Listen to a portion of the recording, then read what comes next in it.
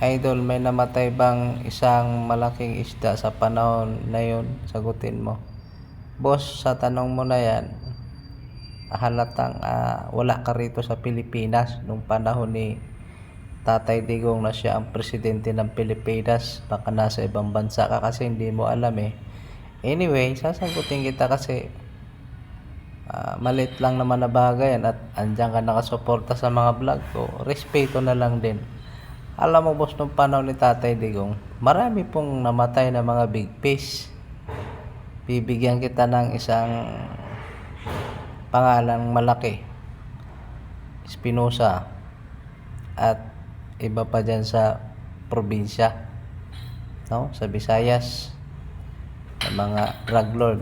At alam naman natin na marami ding nadali ng mga maliliit at marami din na save ang kanilang buhay dahil natakot sa kampanya laban sa droga ni Tatay Digong. Milyon po ang sumurrender.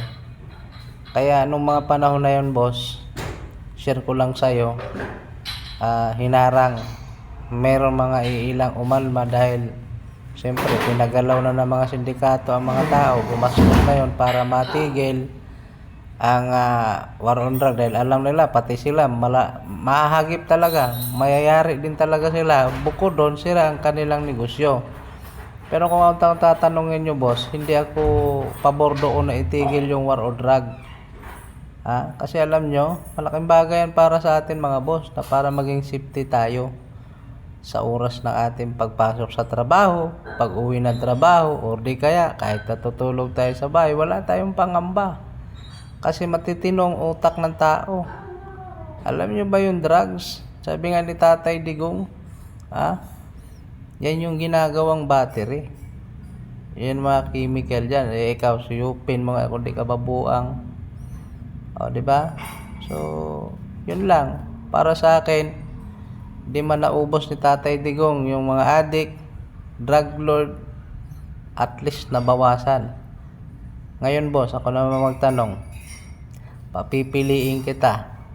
Nung panahon ni Tatay Digong, na unti-unting nawawala ang korap, nawala ang droga, nalinis ang Maynila, Visayas, Mindanao, o sa ngayong kasalukuyan, walang namamatay na droga, pero unti-unting nauubos ang kaban ng bayan.